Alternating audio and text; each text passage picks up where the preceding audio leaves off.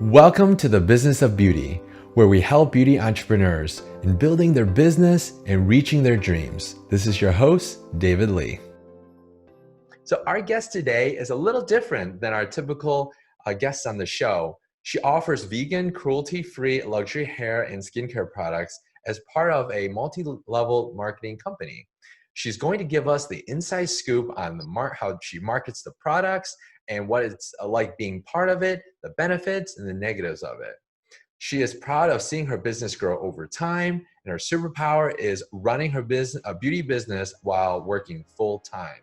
Let's welcome to the show Frankie Banaag, an independent partner at Banaag Global. So welcome. Thank you so much for being on the show. So first of all, can you tell us a little bit about Banaag? Sure. So it is a luxury hair and skincare company. It started out as just hair care products about 5 years ago. And then just last year, they introduced skincare products. So all of the products are vegan and cruelty-free, and they really focus on anti-aging in both hair care and skincare. So that concept is a lot more popular in the skincare world, but they really introduced that concept to hair care as well. Okay. And what got you into selling the products for Banaag? So it was actually the products themselves. I started out as a client. I had damaged my hair in all kinds of ways. I had dyed it purple and then all these other colors, and I had just done so many things to it, and it was sort of at the end of its rope. It was fried. I hated the way that it looked, and I knew that I was going to have to try something that wasn't available excuse me, that I could get at CVS or at the grocery store. I knew I was going to have to try something a little unconventional, something that I hadn't tried before. So I gave the products a try, and almost instantly I could see that they were making a huge difference in my hair. So after a few weeks of loving the products, other people were noticing that my hair looked different. It was shiny. It was starting to look healthy again. And people were asking me, what are you using? What are you using? I had been looking for another source of income anyway, on top of my full-time job. And I thought, well, why not give this a try? So that was kind of how I ended up with the company. Oh, okay. So now I'm curious, like from in the very beginning, how did you find out about the product? Was it one of your friends that was also an independent partner that was recommending it? Now, did you see it online? Did you see it, were they talking to you in person? What was that like?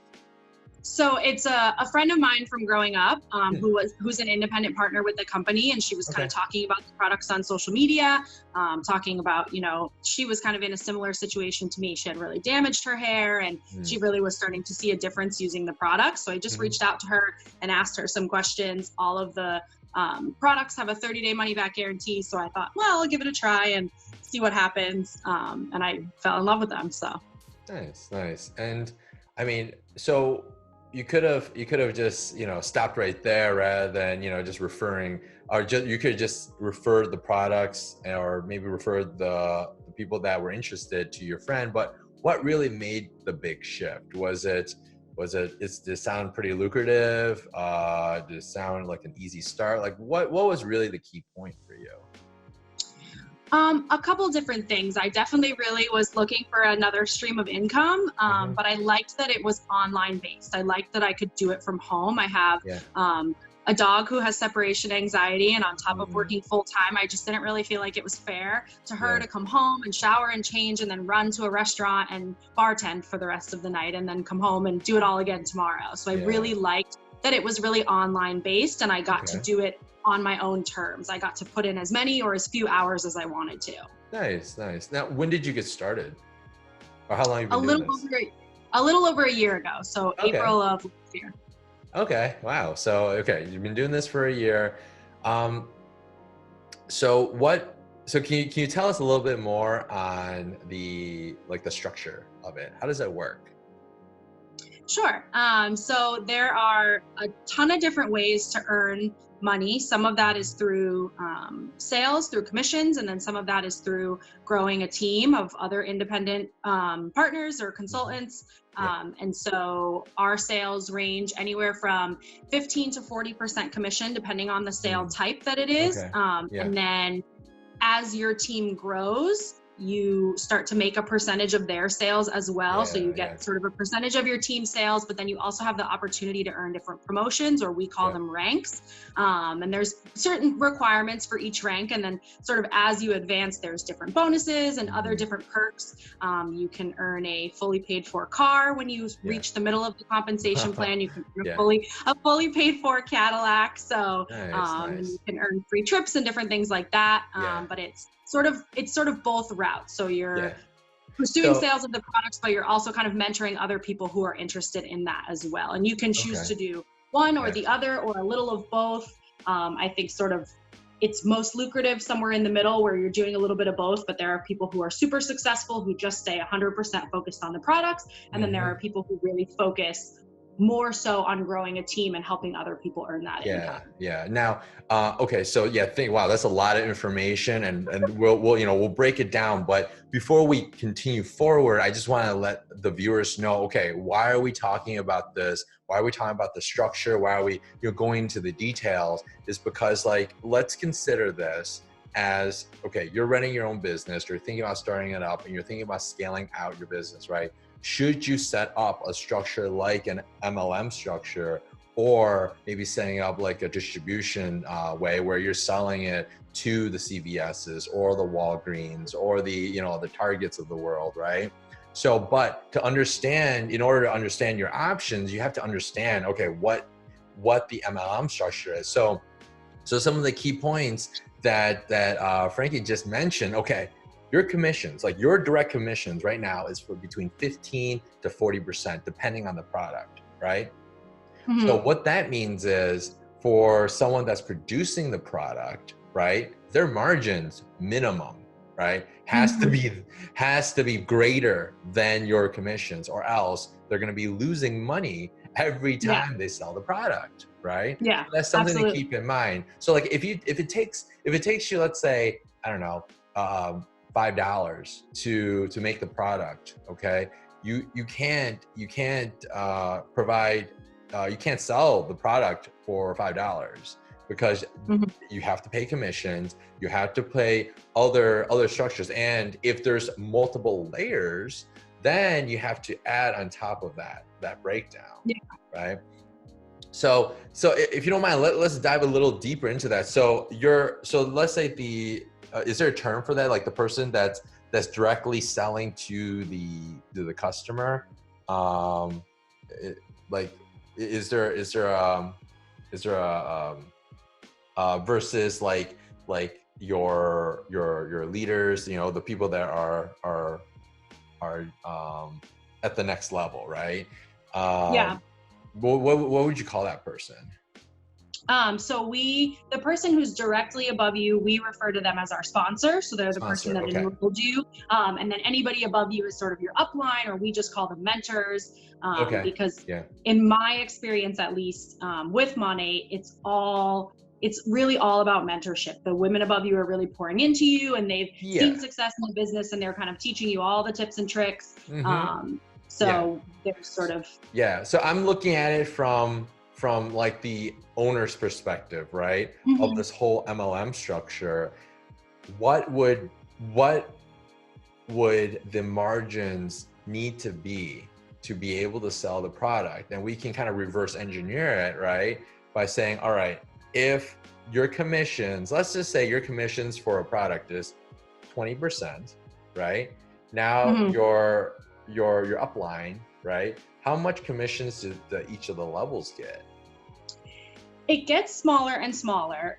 So I think directly above is, I want to say 9 or 10, and then each level it gets a little smaller, and I think it only goes up 4 or 5. The compensation plan is a little complicated, but those payouts are dependent on you sort of maintaining the promotions that I talked about earlier, those compensations are dependent on you maintaining your promotions as well. So I'm not able to just enroll 100 independent partners, let them sell everything, and then I can just sit and make money on it. Okay, I have to also be putting in the effort in my own independent business. So you don't have to sell a certain amount, but the commissionable value below you is based on, I'm trying to think about how to best explain this. So if, for example, if you've reached rank number 3 comes with a certain percent of commissionable value below you in your level 1 directly below you, and then in your level 2 below that.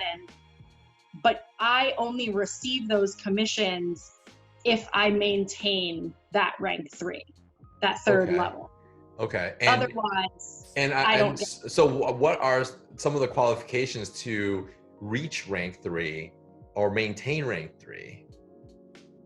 So the way that it works is each month everything resets. So we have so it's a quota. It's just no different than a sales quota for a salesperson, right? So you maintain a sales quota.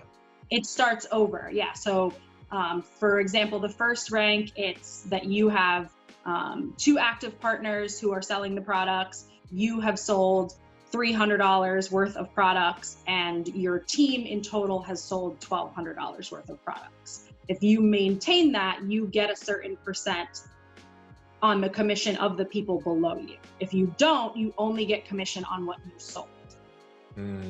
Okay. If that makes sense. It's a little complicated. Yeah. But also so no matter, let's say, so is the highest rank at the higher the number you go, or the rank 1 the highest? Is it what's the highest rank? So they have all different names. I was just using numbers to sort of make it simple. I think there are 10 or 12 total. Oh, okay. So there's let's say there's 10 ranks, right? And rank 1 being, so would rank 1 be the highest? So no, let me rephrase that. Okay, let's assume rank 1 is the highest, right? Yeah. And everyone starts at, let's say, rank 10 or rank 12, right? Yeah. So as they're producing more sales, and their I guess their team, right? People that they recruit, bring in more sales, then it's they would move up to the next rank, right? Once they hit that number, then they move to that specified rank, right? Once they hit that threshold, right? But the following month, they could potentially drop or increase based on that, right? Yeah, so each month, everybody goes back to 0. Everybody starts at the very beginning again at every month. So you have what's sort of referred to as your career rank, which is the highest rank you've ever achieved. And then each month you have your paid as rank, which is the rank that you've earned in that month. And that's what you're going to be paid on. Yeah. So it's similar to some of the sales commissions that I've seen where, I mean, there's more of like an individual salesperson. They have usually a chart where if they hit, I'm making these numbers up, but let's say they make $5,000, their commission's at 10%. If they bring in $10,000 this month, their commissions might be at 15%, so it goes higher, but it's a similar concept. But now what makes it a little bit more interesting and complicated is that how many people can be above you that are also making a percentage off of that sale? I think it goes down. I don't remember exactly the numbers, but I think it goes down 5 levels. But at the very lowest level, it's only like 1% of that level's commission. So each level you go down, the percent you're getting of their commission is smaller and smaller. Okay, yeah. So until it disappears. Yeah, so I'm curious. So let's say you sell the product straight to the customer and you're making 20% on that. Okay, let's just because it's a range, it depends on the product. Let's 20%, and then the person that recruited you, right, would make, let's say, 9%, right? Then the person that recruited that person or mentoring that person would get what, 7%, right? Yeah, something like that. Okay. And then finally, wait, no, so that's only 2 levels up. Then we have 2 more levels to go. So we reduce that, I don't know, 5%, and then let's say 1%, Mm-hmm. right? So I'm going to do some quick math here. So we're looking at 42%, okay, right? So basically for the business, if you were to consider structuring your business to offer or have a MLM structure, then you would need to bake in at least a 42% margin on your products to be able to cover the commissions. Yeah. Right? And every company is structured very differently. Based on the research that I've done, we have one of the higher compensation plans in terms of what gets paid out above me. So I think the range for what I make on my own sales is pretty standard across the board from what I've seen. But we have a higher payout above what I make on my personal sales. So I think it's a pretty high number in comparison to the industry standard. And on top of that, someone has to pay for the trips and the cars, right? You know, when they hit the certain threshold, right? So I'm thinking about it from a business perspective, right? I'm thinking about it from, if we were to run our own MLM, what kind of expenses it would incur to basically facilitate and run this program, right? So yeah, very interesting. I guess, what do you see as like the pros and cons to, now, being part of a MLM? I think, I mean, for me, certainly one of the biggest pros has been being able to, like I said earlier, have an income that I can make from home, that I don't have to, go and work a certain shift for. I can kind of, decide how much or how little time I want to put into it. And that's usually a direct reflection of how much or how little money I make. So that's definitely a pro, but also a con. Somebody who can do this full time is definitely going to have the opportunity to make more money than maybe I can only dedicate an hour or two every day. So that can be both a pro and a con, particularly with money. That's one of the things that I love, though, because we don't have any sales quotas. If you sign up and you never sell a dime, that's okay. So there's not a lot of companies you have to sell a certain amount to get paid. You have minimums, or you have to pay something to make up that difference. So I'm really grateful that it's sort of totally up to us how much or how little we want to do. But like I was saying, it definitely, there's an advantage. The more time you have, the more success you are likely to have, because you have that extra time. Absolutely. And this is one of the things, we share, I mean, starting a business, starting anything, it's not easy. I mean, if it was that easy, everyone would be starting their own business, right?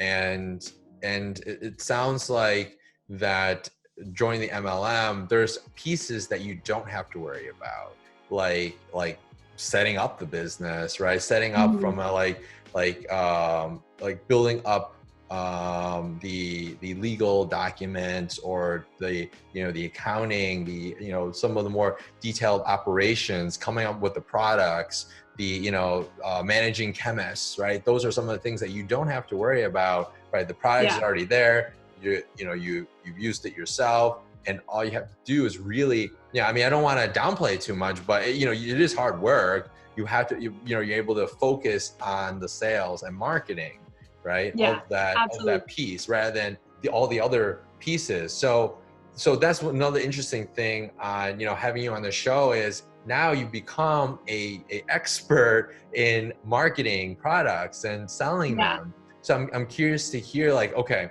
how do you market your products, and what type of people are attracted to this type of marketing, and why, why would they buy, right, from from you?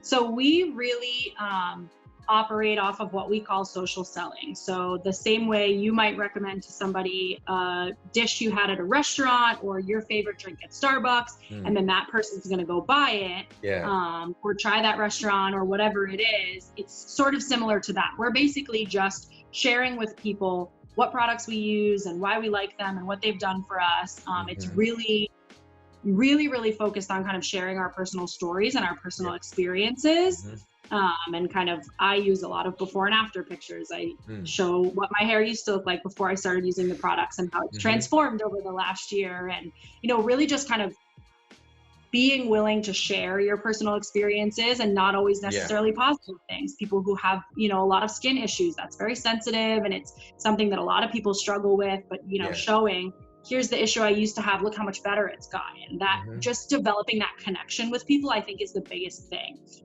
is really connecting to people and understanding where they're coming from because you've experienced it also. Okay. Yeah. And thank you for sharing. So there's definitely a few golden nuggets right there, like personal experience, your story, before and after pictures, right?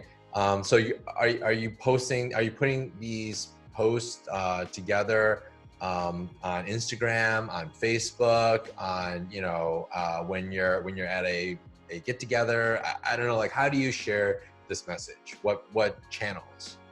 So I use mostly Instagram. I do mostly Instagram stories because I find that's where most of my market and viewers are. It's on Instagram stories. It's a super easy way to interact with people because it has that sort of swipe up feature and you can just kind of quickly message people. I also use Facebook. I have like a little Facebook group for my friends and family and people who use the products where I share tips and tricks. But one of the biggest things I think that's so important is just adding value, whether that be directly related to the products or not, adding some sort of beauty value. So some sort of tip or trick or knowledge that I can share with people that makes them want to keep coming back to my Instagram or to my Facebook because they know that there's something valuable there for them. Okay. Yeah. So it sounds like you're focused on building your own personal brand, right? So they're not so much, they know that you sell Monet products, but really they're coming for you, not so much the product itself. And the product is more of an added benefit of like, oh yeah, this is pretty cool. I need that. So they would go to you rather than, going straight to Monet, the website itself. Exactly. And I think I feel like in general, a lot of businesses are trending in that direction because pretty much anything I buy now, before I buy it, I get on social media and I say, has anybody used this before? Or I'll ask my friends who I know have, we were looking for a dog camera for our dog to see what she's doing during the day when we're not home. I asked all my friends who I know have dog cameras, what brand do you use? What do you like about it? What don't you like about it? And that, I know that person, I trust that person, I trust their opinion more than a review on the company's website that of course has 5 stars and is a raving review. So I think for me, I really am seeing just in general, a lot of companies trending in that direction and, offering collaborations with different influencers or, social media people and different stuff like that, because you buy things when you hear that people and people you like and people you trust are using those products. Okay. Awesome. Yeah. Is there any other tips or tricks that you can share on like marketing products on like Instagram, like using stories? That's a great one. Anything along those lines? Yeah, I think definitely Instagram has a lot of cool features. If your profile is set to a business profile, you can look at the insights for when your viewers are viewing your stories or viewing your pages, which posts got the most engagement. So I think really taking advantage of those tools and, maybe you posted something and it didn't get a lot of engagement, but you posted a before and after and you saw that it got a ton of views and a ton of engagement. And over time, that can really just help you kind of figure out what your audience really is paying attention to and what they sort of just flip past. I love it. So first step is make sure you're converting your Instagram page to a business page, right? And B, actually looking at the analytics, right? And don't just keep banging your head over the wall on doing stuff that no one's really engaging on, and focus on the things that people are engaging on, right? Yeah, and it takes a little bit of trial and error, but the analytics of the business profile really kind of helps you figure out even what time of day is best to post based on your followers, and it shows you, what percentage of your followers are what age, and men versus women, and different stuff like that. So it's a lot of really helpful information that just takes a little bit of trial and error to nail down. Have you looked into like paid advertising? Have you considered doing that? I have done a little bit of paid advertising, also on Instagram stories. So I've done their promotions before. I really like doing those as well. I think it's a super, super helpful way to hit a much larger audience. So those, at least when you promote an Instagram story, it's just a single slide. I don't think it can be a video. I think it has to be a picture. And you can direct people either to your page, to a specific website, or into your direct messages. So I have used that a little bit, and I think that's also a really, really helpful tool. And you don't have to spend a lot of money. You get to set your budget and how many days your ad runs for. And at any point, you can look at the analytics of the ad. You can pause it. You can stop it. You can repeatedly run the same ad if it was a really successful ad. So I definitely have taken advantage of that tool as well. Okay. Can you share like one of your most successful experiences with it? So I think one of the most successful things for me was we had an event. We partnered with a brewery near where I work for my full-time job, and we had an event where we just set up at a table, and we just displayed the products. And we also encouraged people to bring. We collected canned goods for a local food shelter, because that's one of the things that the company really encourages us to do, is to take advantage of the fact that we have this extra source of income and give back to our community. So, and we ran ads for that. I think I spent like $2 or $3 a day just to reach the local community in my area to let them know we were having this event. And we had a really good turnout from that. Okay. Yeah. Do you remember the numbers? Like how many people ended up showing up, or how many cans you were able to collect? I don't remember the exact numbers. It was quite a while ago. But we had a way bigger turnout than we were expecting to. And certainly with donations as well, a much bigger turnout than we were expecting. Yeah, and you would contribute that from the digital paid advertisement that you've done. Yeah, so I did the paid advertisement, and I also just kind of tapped into other local Facebook groups and Instagram pages and different things like that. There are New York City beer and wine pages, and just kind of sharing the event on all different social media platforms. Nice. Wow, another golden nugget. I love it. Love it. Because not every day do sometimes our viewers don't think about that. Like, oh wow, it's only a few dollars a day, promoting it, getting up to that event, actually setting up an event, partnering, helping out a charity. That's another big plus. But also going into groups, sharing that. I mean, there's so much valuable information here, and I hope our viewers are like writing down all these notes, to incorporate into their own business. So thank you for sharing. Yeah, absolutely.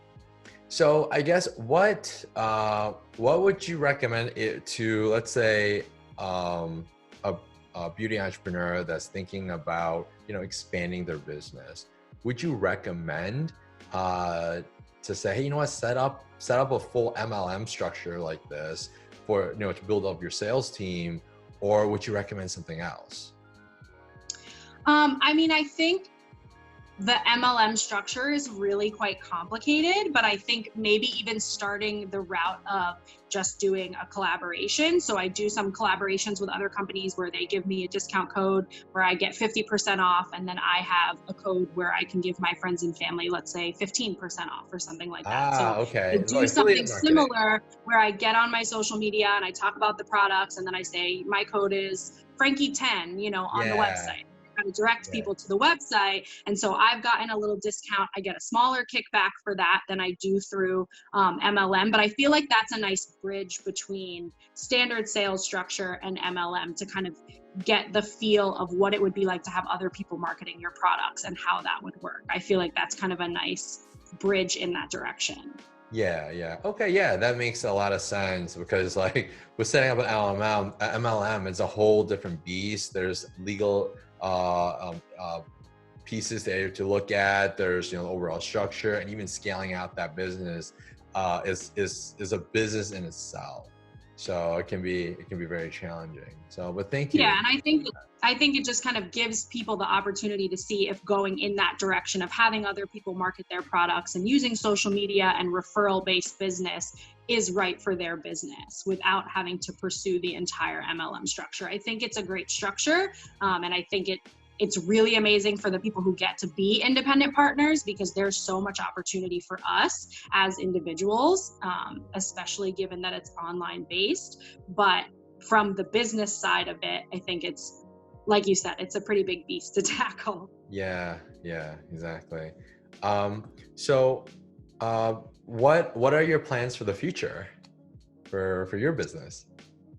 So I definitely like to see it grow. At this point, I am really pouring my heart and soul into my team and my partners, because I want them to have the success that I've found.